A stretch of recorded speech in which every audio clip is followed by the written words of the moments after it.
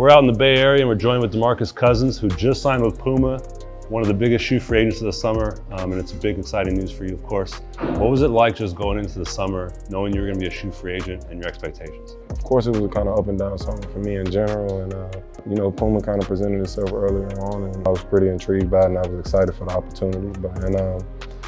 Things kind of went quiet with us for a minute because free agency and everything happened, and it was a circus. So once everything calmed back down, we were able to kind of reconnect and come back together. And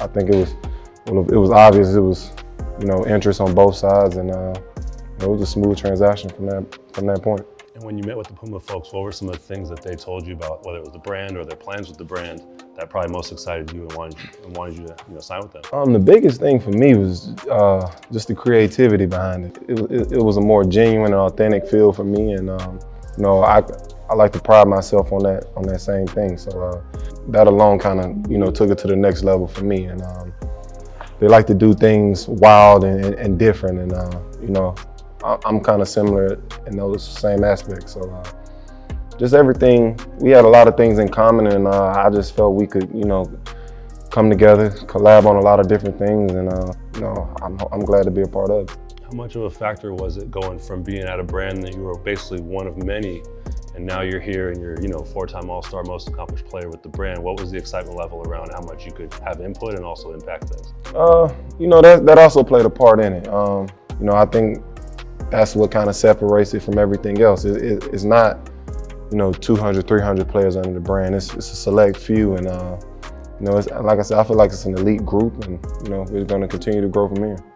The one thing this year that's crazy is, and you've worn purple, navy and red, and now of course blue and yellow, but with your shoes, you can wear whatever you want. So you can wear these. Like, what's your approach going to be once you get back out there? Are you going to just wear crazy stuff?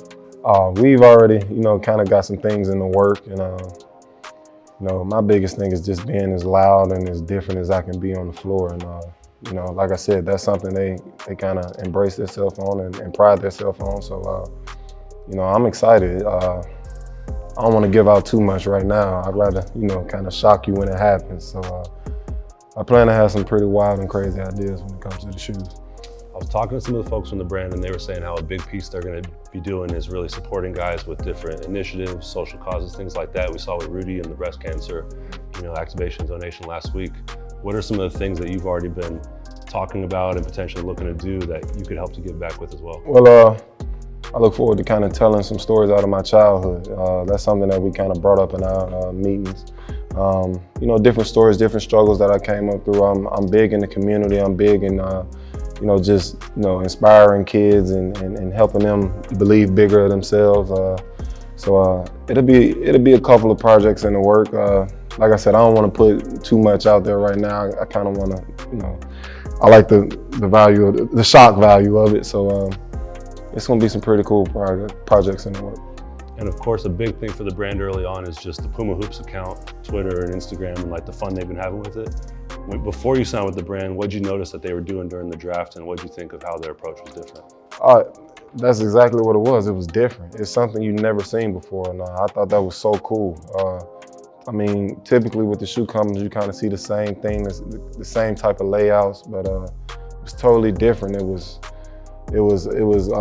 some 90s themes. It was like a graffiti aspect to it. Like everything was just different, and it was kind of more raw for me, and I liked it. And then last question for you, as you're getting closer to coming back, just what are your expectations and excitement for being back on the floor and heading in with the new team? First off, I'll just be glad to be able to play the game again.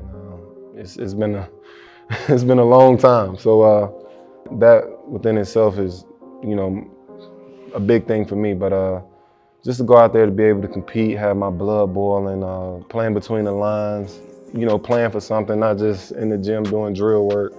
I'm just excited to be back on the floor and get back to the player that I was, being a dominant player.